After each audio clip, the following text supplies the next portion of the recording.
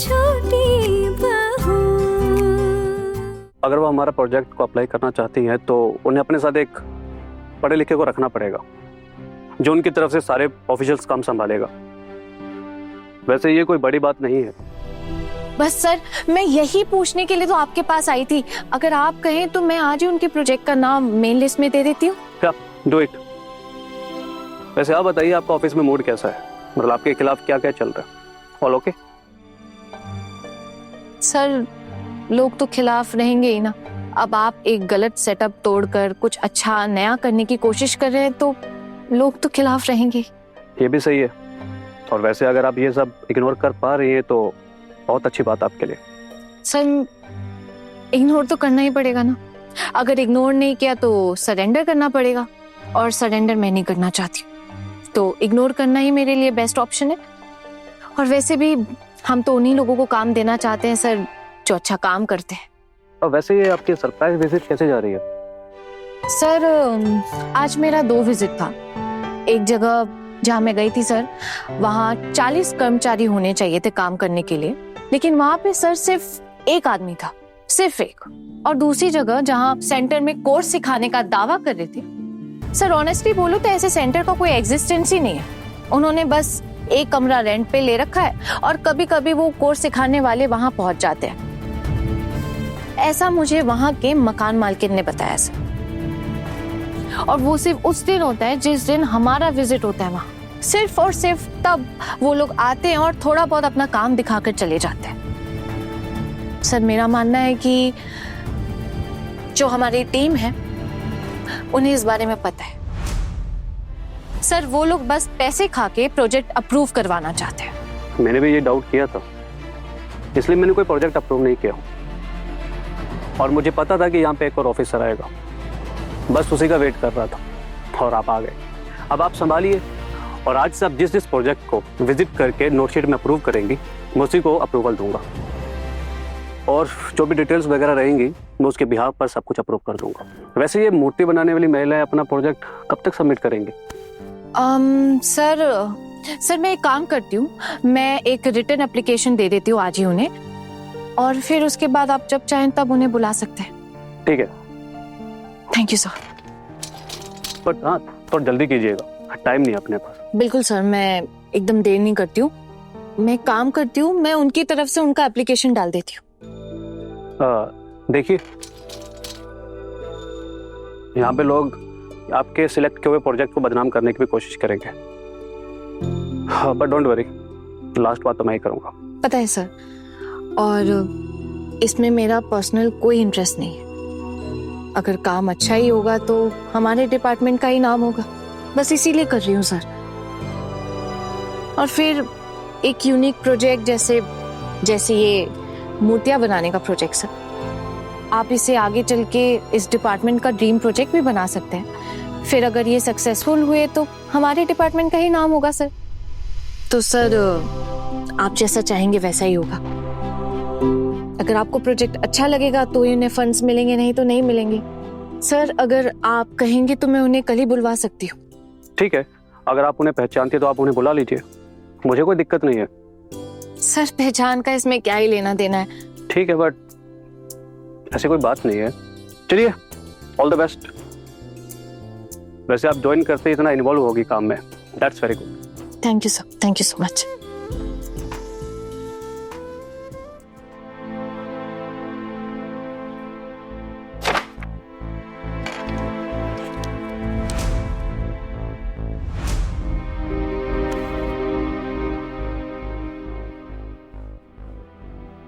कुछ कहना चाहते हैं आप लोग? हाँ बिल्कुल। आप सरप्राइज विजिट पे गई थी। हाँ, गई थी, और यही मेरा काम भी है, और इसके लिए मैं किसी को आंसरेबल नहीं हूं। लेकिन मैडम, आपने कहा था कि हम में से किसी को आप साथ लेकर जाने वाली हो। कहा था और नहीं लेकर गई तो क्या कोई दिक्कत हो गई? मैं क्या मजबूर हूँ कि मुझे आप लोगों को अपने साथ लेकर ही जाना पड़ेगा? ऐसे नॉन कोऑपरेशन से क्या आप हमारे साथ काम कर पाएंगी? Non cooperation? नॉन कोऑपरेशन की बात यहाँ कहाँ से आ गई? कैसा नॉन कोऑपरेशन बोल रहे हैं आप? मुझे आप लोगों ने एक लिस्ट दी, मुझे वो लिस्ट वेरीफाई करनी है। अब उसको वेरीफाई करने के लिए मुझे लगा कि मुझे सरप्राइज जाके विजिट करना चाहिए, तो मैंने किया। मुझे एक बात समझ में नहीं आ रही है, आप लोग मुझे इतना प्रेशराइज क्यों कर रहे हैं कि आप लोगों के कहने के मुताबिक मुझे अपना काम करना पड़ेगा? अरे लेकिन आप किसी भी दिन किसी भी समय वहाँ चली जाएंगी तो लोग तो ऑफिस में 24 घंटे नहीं होते हैं ना। पहली बात तो मैं बेवक्त नहीं गई हूँ, मैं वर्किंग डे में वर्किंग आवर्स में गई। और अगर वहां पे कोई नहीं था तो उन्हें नोटिस देना चाहिए था कि आज सेंटर बंद है, लेकिन वहां ऐसा कोई नोटिस नहीं था। इनफैक्ट ये छोड़ दीजिए, वहां के आसपास वाले लोगों को ये तक नहीं पता है कि वहां पे कोई सेंटर है, कोई जानकारी नहीं उन्हें इस बारे में। वैसे आप किसे डिफेंड कर रही हैं? किसके लिए मुझसे लड़ रही हैं आप? देखिए, हम इतने दिन से विजिट करके बात करके एक रिपोर्ट तैयार करते आए हैं और अब दोबारा से वेरीफाई कर रही हैं, दोबारा उन्हें हैरेस कर रही हैं। हैरेस कर रही? अरे जिनसे मुलाकात ही नहीं हुई मेरी, मैं उन्हें हैरेस कैसे कर सकती हूँ? हैरेस करने की तो बात ही नहीं उठती है। आप लोगों ने विजिट किया है वहां पे, आप लोगों ने वेरीफाई किया है, मैं मानती हूँ, अच्छी बात है। आप लोगों ने मुझे रिपोर्ट दी, लेकिन मैं आपकी रिपोर्ट से संतुष्ट हूँ या नहीं हूँ ये तो मेरा डिसीजन है, ये तो मेरे राइट्स है ना। अच्छा,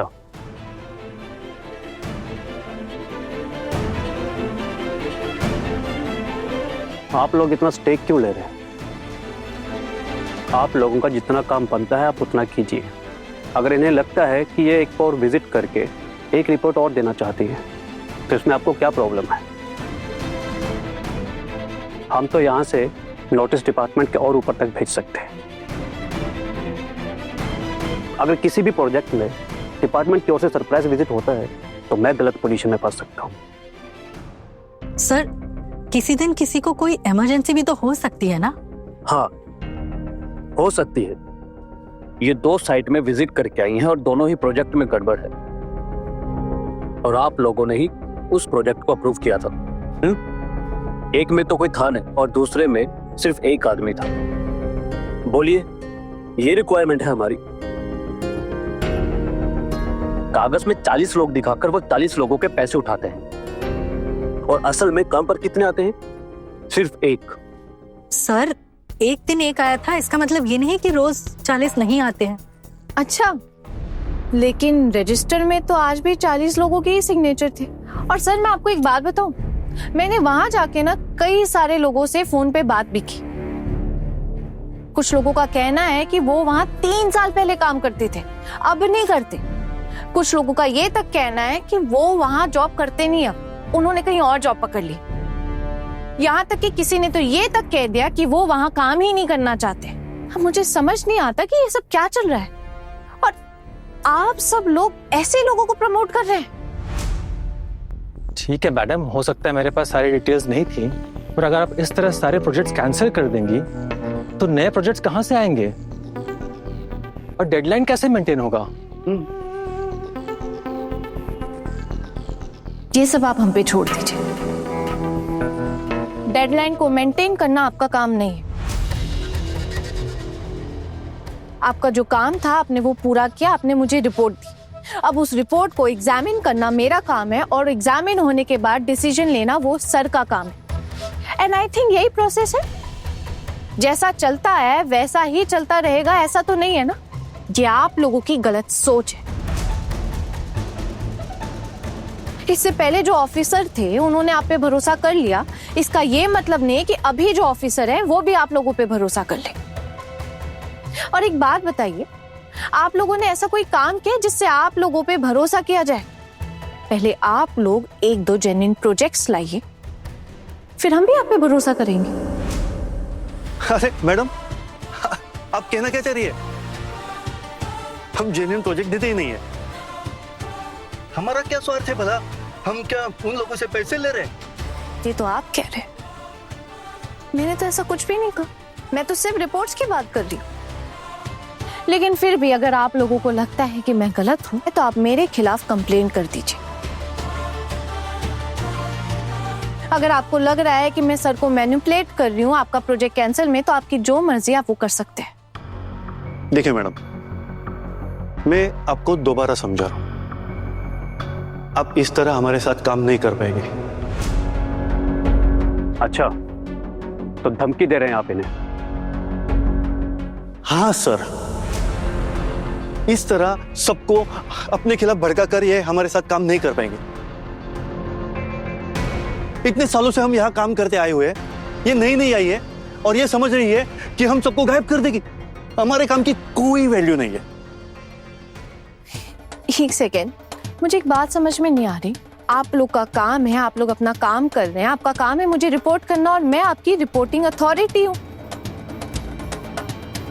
अब अगर मुझे लगता है कि मुझे सेंटर जाके सरप्राइज विजिट करना है तो मैं करूंगी। अगर मुझे लगेगा कि कोई गड़बड़ है तो मैं जरूर जाऊंगी। अब गड़बड़ निकलने के बाद मैं नोट शीट बनाऊंगी और नोट शीट बना के मैं सर को दूंगी। फाइनल डिसीजन तो सर का होगा, मेरा नहीं। सर ही है जो अप्रूव करेंगे कि प्रोजेक्ट अप्रूव करना है या नहीं। मैं तो सर को लिख के नहीं दे रही हूँ ना कि सर आप प्लीज इनका प्रोजेक्ट अप्रूव मत कीजिएगा। मैं तो फैक्ट्स लिख के दे रही हूँ। तो इसमें दिक्कत क्या है? आप लोग को इतनी प्रॉब्लम क्यों हो रही है? इसका मतलब तो यही है ना कि आप लोगों के फायदे का नुकसान हो रहा है ना?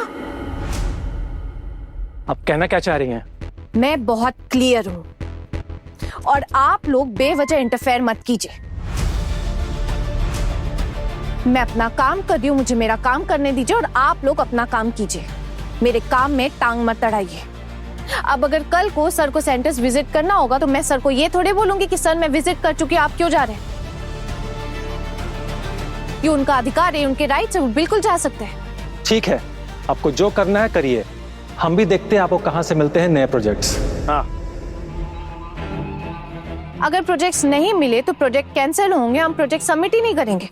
पर कोई भी फेक प्रोजेक्ट लेके हम गवर्नमेंट से पैसे लेके फर्जी अटेंडेंस लेके उसे अप्रूव तो नहीं करा सकते ना। इसका तो कोई फायदा नहीं होगा। और ये सब छोड़िए, अगर कल को इंक्वायरी बैठती है तो सिर्फ मैं और सर नहीं फंसेंगे, आप लोग भी तो फंसेंगे ना उसमें। तो फिर आप लोग इन सब में क्यों पड़ रहे हैं? सर आप कुछ कहना चाहते हैं? हाँ नहीं, मैं बस देखने आया था कि बाहर क्या चल रहा है। Okay sir. Sir sorry but excuse me, मुझे थोड़ा काम करना है और कुछ कॉल्स करनी है। Thank you.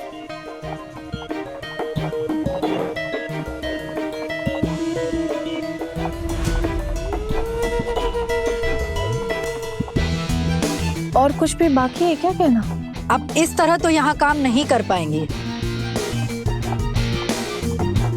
ठीक है, फिर मैं भी आपको चैलेंज करती हूँ कि मैं यही काम करूंगी और मैं अपना काम छोड़कर जाने वालों में से नहीं। मैं यही काम करूंगी और यहां काम में ट्रांसपेरेंसी भी लाऊंगी। और इस ट्रांसपेरेंसी के लिए मुझे जो कीमत चुकानी पड़ेगी ना, मैं चुकाऊंगी। I hope I am clear.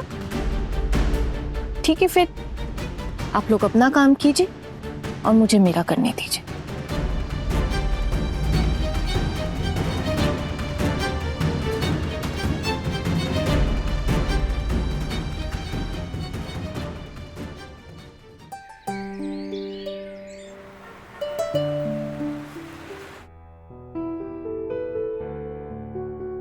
Excuse me, ये गांगुली सर का कैबिन किस तरफ है बता सकते हैं?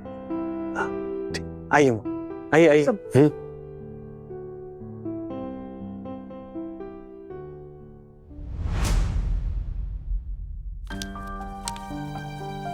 सर ये देखिए।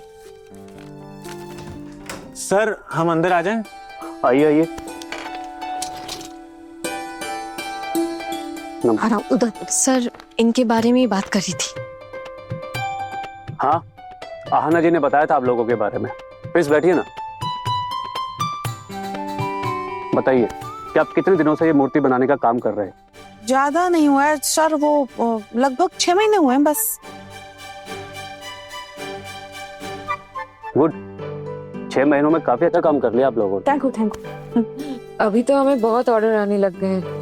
कभी कभार इतने ऑर्डर आते हैं कि हम सप्लाई नहीं कर पाते ठीक से, इसीलिए हम एक दूसरी जगह भी ले रहे हैं काम करने के लिए।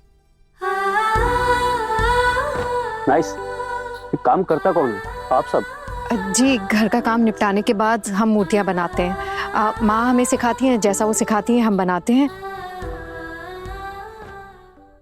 हम माँ की बहुएं हैं और ये मिली है माँ की बेटी। हम औरतें ही सब काम करते हैं। सो आपका फ्यूचर प्लान क्या है? ऐसा कोई प्लान वलान नहीं है। दरअसल बचपन में शौक था मूर्तियां बनाने का, तो बस वहीं से सीख लिया था। लेकिन अब जब जरूरत पड़ गई तो वही सीख काम आ रही है। आपको पता है बाबू, जब हमने पहली बार ये मूर्तियां दुकान में दी थी ना, तब बहुत नुकसान हुआ था, उनका भी और हमारा भी। क्योंकि मूर्तियां कच्ची रह गई थी, तो अच्छे से सूखी नहीं थी ना, तो टूट गई थी। दुकानदार कोखन को नुकसान भरपाई के लिए उसने बांध कर रख दिया था। उसने कहा था जब तक नुकसान भरपाई नहीं होगी हम इसको नहीं छोड़ेंगे। और जिन्होंने भी खरीदी थी सब ने हमको वापस लौटा दी मूर्तियां। जैसे तैसे पैसों का जुगाड़ करके हमने उसकी नुकसान भरपाई दे दी, तब जाके उसने खोखन को छोड़ा। लेकिन फिर उसके बाद हमने सीखा कि हमसे क्या क्या गलतियां हो गई थी। उसके बाद से ना हम सब ने जी जान लगाकर ये मूर्तियां बनाई हैं। तब जाकर हमारी अब मूर्तियां बहुत अच्छे से बन गई है। अच्छे से सुखाई, अच्छे से पकाई, फिर सब कुछ अच्छा अच्छा ही होता गया। अब मूर्तियों की मांग भी बहुत है, खरीदार भी हैं और दुकानदार भी मांग कर रहे हैं मूर्तियों की। और जिन जिन दुकानों में दी है ना मूर्तियां, सभी तारीफ कर रहे हैं और जल्दी बिक जाती है। बिक्री भी बहुत अच्छी हो रही है हमारी। बहुत बढ़िया। अगर हम आपको फंड दें तो आप अपना काम और बढ़ा सकते हैं और आप लोगों का बहुत फायदा होगा। हाँ, जो आपको ठीक लगे बाबू। हम अपनी मूर्तियां दिखाने के लिए लेकर आए हैं। एक खोखन बड़ी, जरा दिखाना। जी माँ। ताकि आप समझ सके कि हमारा काम कैसा है। आपकी इन मैडम ने कहा था आपको दिखाने के लिए लेकर आए, इसीलिए ले आए हैं। आप देख लीजिए एक बार।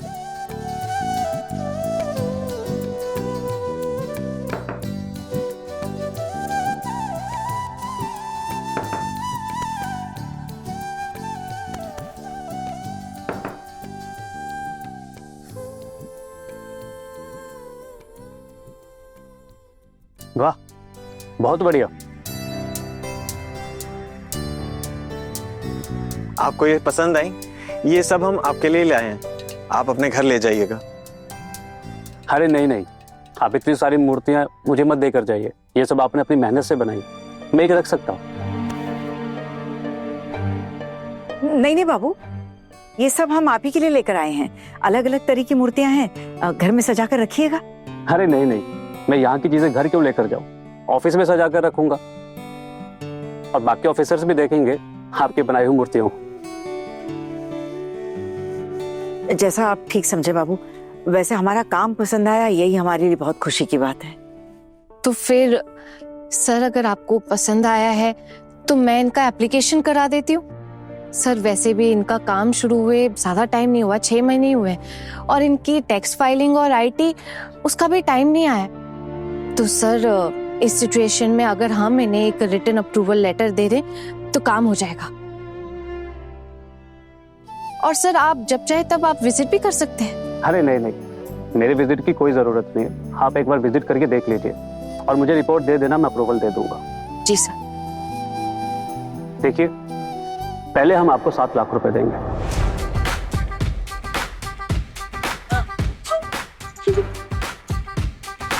और अगर आपका प्रोडक्शन सब कुछ अच्छा रहा और आपने टाइम पे लोन चुका दिया तो हम आपको अगले साल और पैसे देंगे। और इसी तरह आप सब अपने पैरों पर खड़े हो जाएंगे। और इसके साथ ही गवर्नमेंट के जितने भी प्रोग्राम्स होंगे, एग्जीबिशंस होंगे, उसमें हम आपकी मूर्तियों की मार्केटिंग करेंगे। हाँ, बस कुछ हिस्सा हम काट लेंगे, बाकी सब आपका। और ये सब गवर्नमेंट के अंडर ही रहेगा, आप निश्चिंत रहिए। हाँ, बाकी और कुछ कहना चाहते हैं आप लोग? हमारे घर की बहू बेटियों को इतना बड़ा मौका मिल रहा है, हम और कुछ क्या ही कहेंगे। पर एक बात तो सच है, मेरी माँ इस उम्र में भी इतनी मेहनत करके इतनी सुंदर मूर्तियां बना रही हैं, ये बात काबिले तारीफ है।